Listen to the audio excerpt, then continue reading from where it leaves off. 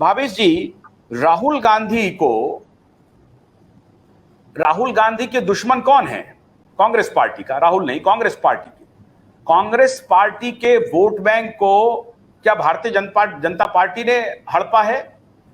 Congress party के जो सबसे बड़े दुश्मन हैं यही क्षेत्रीय क्षत्रप हैं। उत्तर प्रदेश में अखिलेश यादव हैं, बिहार में लालू यादव और नीतीश कुमार हैं, और ममता बनर्जी बंगाल में हैं, महाराष्ट्र में शरद पवार हैं। तो ये किनसे हाथ मिला रहे हैं? मैं हैरान हूं, ये किस प्रकार की राजनीति हो रही है। अब ये संसद में कभी अटल जी डिस्कशन करते थे कि बाहर में लड़ो और फिर सब यहां इकट्ठा हो जाओ, किस लिए? तो बीजेपी को हराने के लिए। ये इस प्रकार का पॉलिटिकल नैरेटिव जो है ये चलेगा? आप तो जरा दूर से देख रहे हैं, आपको लगता है कि राहुल को जाना चाहिए पटना?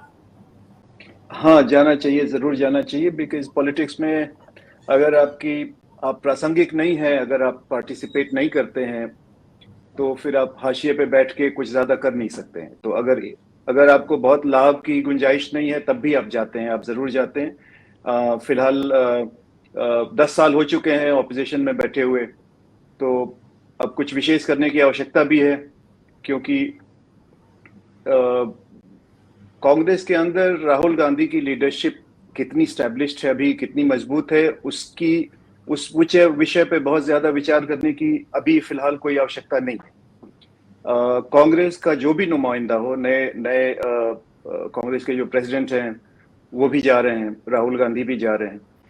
सबसे बड़ी जो एसेट है कांग्रेस के पास, जो उसकी सबसे बड़ी पूंजी है, वो है कि उसको अभी भी 19-20% नेशनल लेवल पे वोट मिलते हैं लोकसभा इलेक्शन। भले ही 54 एमपी, सिर्फ 54 एमपी हो उनके पास, लेकिन 19% वोट इंडिया के नेशनल इलेक्शन में बहुत बड़ा एसेट किसी पार्टी के।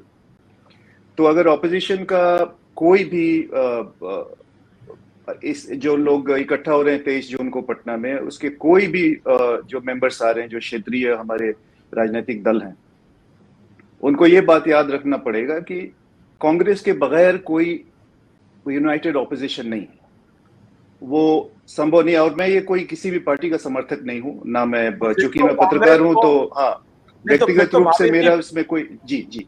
तो फिर तो भावेश जी, कांग्रेस को इस बात के लिए अपोजिशन को मनाना चाहिए कि साहब आप हमारा नेतृत्व स्वीकार कीजिए, आपको क्या आपत्ति है? हम तो आपके साथ खड़े हैं, हम सबसे बड़ी पार्टी हैं, हमारा ग्राफ भी बढ़ रहा है, हम फिर कर्नाटक जीत के आए हैं, अगले आने वाले जो 3 स्टेट के चुनाव हैं उसमें हमारा परफॉर्मेंस बेटर होगा। तो ये कन्विंस करें कि भाई आप हमारे साथ आइए, हमारा नेतृत्व स्वीकार कीजिए और सबका सहयोग करेंगे। इसके लिए करना चाहिए कांग्रेस को प्रयास या नहीं करना चाहिए? कांग्रेस को प्रयास करना चाहिए, बट मुझे लगता है इस विषय पे, अगर पर्टिकुलरली इस खास विषय पे जब नेतृत्व की बात आएगी, तो वहां राहुल गांधी की उपस्थिति एक समस्या है। वो समस्या इसलिए, ये यात्रा तो ठीक है, अब ग्राफ की बात हो रही है, मैं प्रोफेसर ठाकुर से बिल्कुल सहमत हूँ कि जैसा होता आ रहा था पिछले साल तक, उसमें काफी सुधार आया है। राहुल गांधी जिस तरह एक तरह से मुक्त हो गए हैं पार्टी के, जो उसकी फॉर्मल लीडरशिप है उन्होंने दूसरे हाथों में सौंप दी है, और स्वयं जैसे कि एग्जीक्यूटिव रोल कर रहे हैं बिना पोजीशन के। तो मुझे लगता है कि उनकी जो व्यक्तिगत लोकप्रियता है वो शायद बढ़ गई हो यात्रा के बाद, या अमेरिका में जाके जो भी वो मतलब अपना एक लिबरल इंडिया, एक इंडिया का एक जो ओरिजिनल आइडिया था फाउंडिंग कांग्रेस पार्टी का, उसको रिवाइव करने का जो उनका एक एम्बिशन है। लेकिन उनका नेतृत्व ऑपोजिशन के ग्रुप में मुझे लगता है एक बहुत बड़ा प्रॉब्लम है, एक बड़ी समस्या है। वो इसलिए है कि राहुल गांधी को क्रेडिबिलिटी की प्रॉब्लम है, तो उनके पास बायोडेटा नहीं है।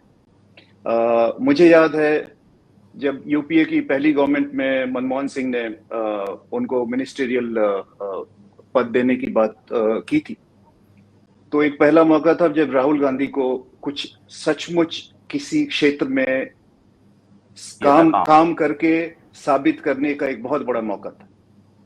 सो उस समय उनकी माता जो है, उनकी सोनिया गांधी, वो काफी पावरफुल पोजीशन में थी, वो रियल लीडर थी उस समय हमारे एग्जीक्यूटिव, हमारे गवर्नमेंट की।